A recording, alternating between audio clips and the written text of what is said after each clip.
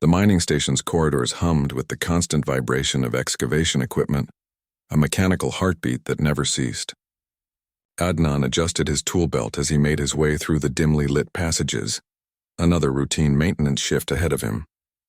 As the only human technician on Kepler 442b's primary extraction facility, he had grown accustomed to the isolation among the various alien species that comprised the workforce. The Vorthak Consortium ran the operation with cold efficiency, treating workers as nothing more than biological machinery. Adnan had learned to keep his head down, complete his assignments, and avoid drawing attention to himself. Humans were rare in this sector of the galaxy, often viewed with curiosity or disdain by the more established galactic civilizations. It was during his third week on the station that he first encountered Nehal. She emerged from the shadows near the waste processing unit, her blue-tinged skin marked with the distinctive scarification patterns of the Zilani people. Her large amber eyes held a desperation that made Adnan's chest tighten. Unlike the other Zilani workers, she wore the gray collar of the bonded, a polite term for what everyone knew was slavery. "Human," she whispered, glancing nervously over her shoulder. I require assistance." Adnan paused, his scanner still beeping as it analyzed the faulty atmospheric processor. He had been warned about getting involved in alien politics, especially concerning the bonded. The Vorthak maintained strict policies about interference with their property. "I can't get involved in— Please." The desperation in her voice cut through his practiced indifference. "You are human. I have heard stories of your species. They say humans do not abandon others in need." Adnan looked at her more carefully. The Zilani were known for their exceptional intelligence and problem-solving abilities, which made them valuable as technical specialists. This one appeared young, perhaps equivalent to a human in her early 20s. Her hands bore the calluses of someone forced into hard labor, despite her obvious intellectual capabilities. "What kind of help?" he asked, already regretting the question. "My bond contract was falsified. My family sold me to pay debts, but the Vorthak claimed I volunteered for extended service. The original term was 5 cycles. I have served 12. Her amber eyes glistened. "The humans in the stories, they fight for justice, even for strangers." Adnan's jaw clenched. He had indeed heard similar stories throughout his travels. Humans had developed a reputation across several systems for their stubborn refusal to accept injustice, even when it didn't directly affect them. It was simultaneously admired and mocked by other species. "The records are kept in the administration hub," she continued. "But only senior staff can access the quantum storage systems. I cannot reach them, but you—" She gestured to his maintenance badge. "You have clearance." For 3 days, Adnan wrestled with the decision.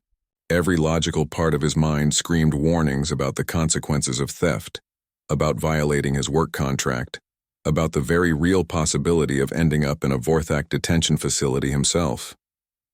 But every time he passed Nehal in the corridors, saw her working 18-hour shifts in the chemical processing bay, watched her flinch when the Vorthak overseers barked orders, something inside him rebelled against the injustice.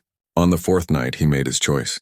The administration hub's security was designed to keep workers out, not maintenance personnel in. Adnan's access codes opened door after door as he navigated toward the central data core. His hands trembled slightly as he connected his portable scanner to the quantum storage interface. The records painted a clear picture of systematic exploitation. Nehal's original contract clearly specified a 5-cycle term for technical consultation services. Yet falsified documents showed her signature on a lifetime bonded service agreement, a signature that analysis revealed had been artificially generated. She wasn't alone. Hundreds of Zilani, Corvin, and other species had been subjected to similar contract manipulation. The Vorthak Consortium had built their operation on a foundation of legalized slavery, masked by bureaucratic deception. Adnan copied everything. The next morning, he uploaded the evidence to the Galactic Labor Relations Board, the Interspecies Justice Consortium, and every major news network he could access. Within hours, the story spread across subspace communication networks like wildfire. The response was swift and overwhelming. Human advocacy groups mobilized immediately, but they weren't alone. The evidence sparked outrage among dozens of species whose members had been similarly exploited.